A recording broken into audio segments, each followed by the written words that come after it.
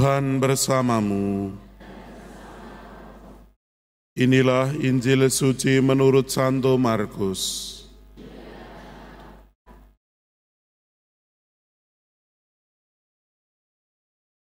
Selang beberapa hari sesudah Yesus datang ke Kapernaum, tersiarlah kabar bahwa ia ada di rumah.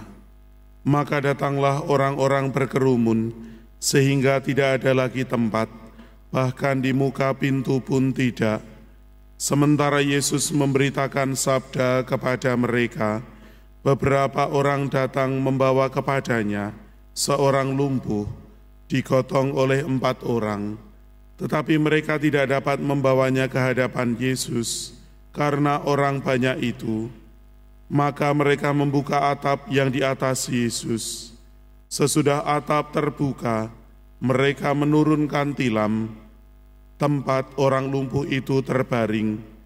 Melihat iman mereka, berkatalah Yesus kepada orang lumpuh itu, "Hai anakku, dosamu sudah diampuni." Tetapi di situ duduk juga beberapa ahli Taurat. Mereka berpikir dalam hati, mengapa orang ini berkata begitu? Ia menghujat Allah. Siapa yang dapat mengampuni dosa selain Allah sendiri?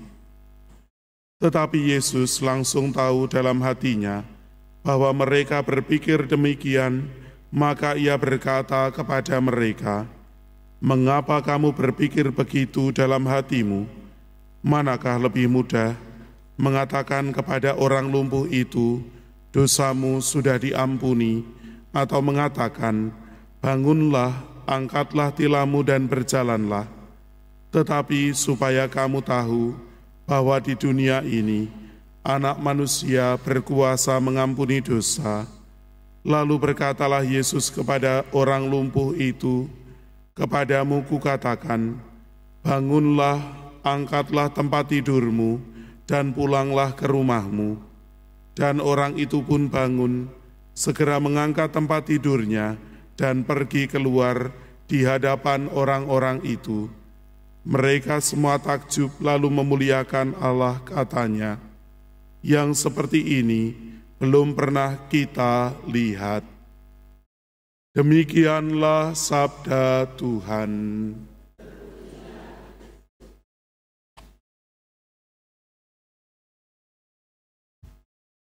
Para saudara dan saudariku yang terkasih dalam Tuhan, diceritakan kepada kita semua sebagai bahan permenungan tentang bagaimana seorang lumpuh yang digotong atau dibantu oleh kawan-kawannya untuk mendapatkan kesembuhan dari Yesus.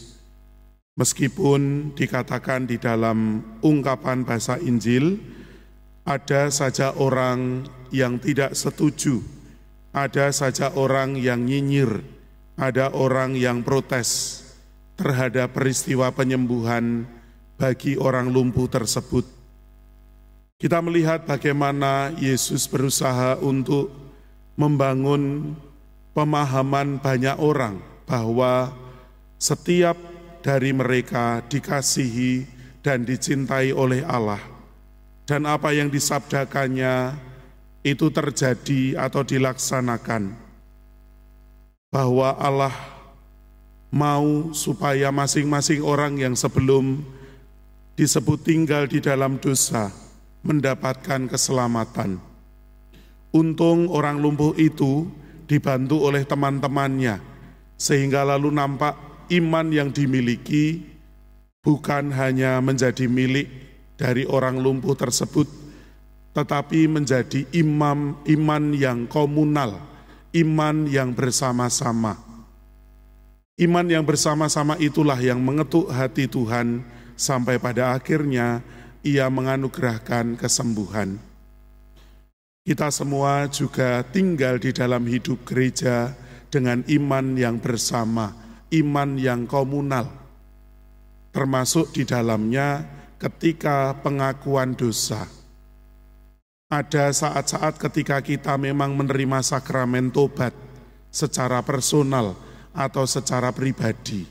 Tetapi ada waktunya juga ketika kita bersama dengan segenap umat, terlebih dalam perayaan Ekaristi, itu juga mengalami iman yang komunal, kepercayaan bahwa kita diampuni sebagai gereja.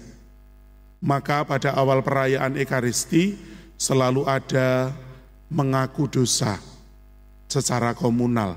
Ini berbeda dari yang sakramen.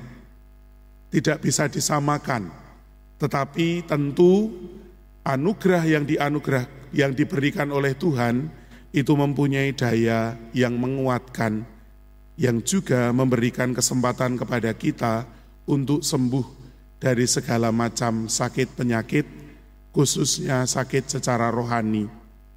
Maka saudara-saudariku, membaca dan merenungkan sabda Tuhan pada hari ini, kita semua yang hidup di tengah-tengah gereja, marilah memupuk iman komunal secara bersama-sama. Mari kita hening sejenak meresapkan sabda Tuhan.